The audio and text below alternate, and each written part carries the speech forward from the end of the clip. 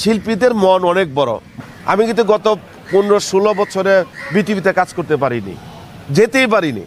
তো এই যে একটা অপবাদ দেয়নি, আমি মনে করি শুধু শিবা সানু ভাই না, যারা শিল্পী টেকনিশিয়ান আছেন, যারা পার্টি করতেন, বিএনপি করতেন, তাদেরকে তারা কোনো সুযোগই সেরকম দেয় নাই। গত সরকার উল্টাপাল্টা করেছে, আবার যে সরকার আসবে তারাও করবে, আবার ওরা করবে, আর তাহলে আমরা তো অল আর ইকুয়াল হয়ে গেলাম, সবাই সমান হয়ে গেলাম, জনতা হয়ে গেলাম, সেটা না।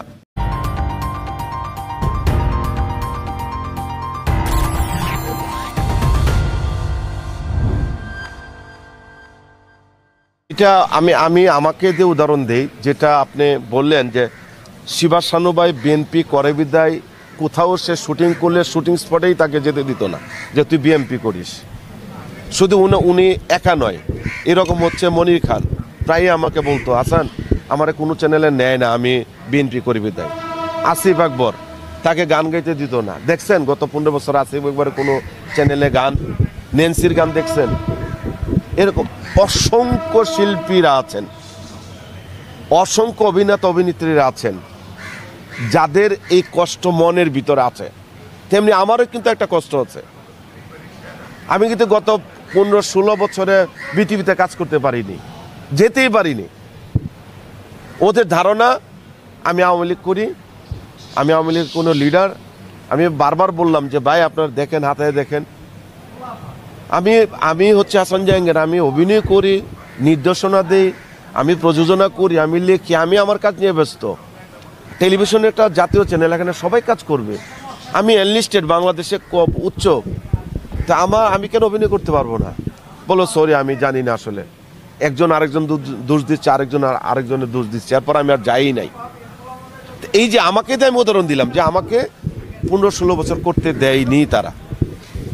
তো এই যে একটা অপবাদ দেয়নি, আমি মনে করি শুধু শিবা সানু ভাই না, যারা শিল্পী টেকনিশিয়ান আছেন, যারা পার্টি করতেন, বিএনপি করতেন, তাদেরকে তারা কোনো সুযোগই সেরকম দেয় নাই। কিছু লোক হয়তো তাদের সাথে মিলে গেছে, মিশে গেছে, তারা কিছু কাজ করেছে, বাট ওরা এই জিনিসটা টোটালি অন্যায় করেছে শিল্পীদের উপরে। আমি মনে করব গত সরকার এইটার দিকে খেয়াল রাখা উচিত ছিল।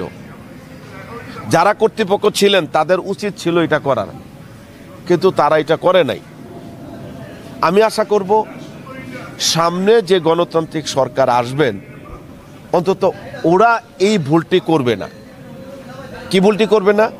তাই বলে কি যে আমরা কাজ করব না করে তাদের দিয়ে দেব, বিষয়টা এরকম না। বিষয়টা হচ্ছে গণতান্ত্রিক অধিকারটা যাতে প্রপার ওয়েতে বন্টন হয়। যারা 15-16 বছর করে নাই, দলের জন্য ত্যাগ স্বীকার করেছে, তাদের তো অবশ্যই ভালো চোখে দেখবে, ওদের অবশ্য সুযোগ সুবিধা থাকবে। পাশাপাশি বিকল্প অন্য দল করে বা পার্সোনালি কেউ কারো সাপোর্ট করতো, তাদের দিয়ে কী করানো যায় বা কি করলে কি ভালো হয় সেটা তারা বিবেচনা করবে। এটা আমার পার্সোনাল বিষয়। কারণ আমি আজকে গত সরকার উল্টাপাল্টা করেছে, আবার যে সরকার আসবে তারাও করবে, আবার ওরা করবে, আর তাহলে আমরা তো অল আর ইকুয়াল হয়ে গেলাম, সবাই সমান হয়ে গেলাম, জনতা হয়ে গেলাম, সেটা না। শিল্পীদের মন অনেক বড়, মনুষ্যত্ব অনেক বড়। টেকনিশিয়ান বলেন, রাইটার বলেন, ডিরেক্টর বলেন, প্রডিউসার বলেন, প্রত্যেকের মধ্যে একটা স্বতন্ত্রতা আছে। তো এইটা যেই সরকারে আসবে, আশা করি আগের ভুলটা আর করবে না তারা।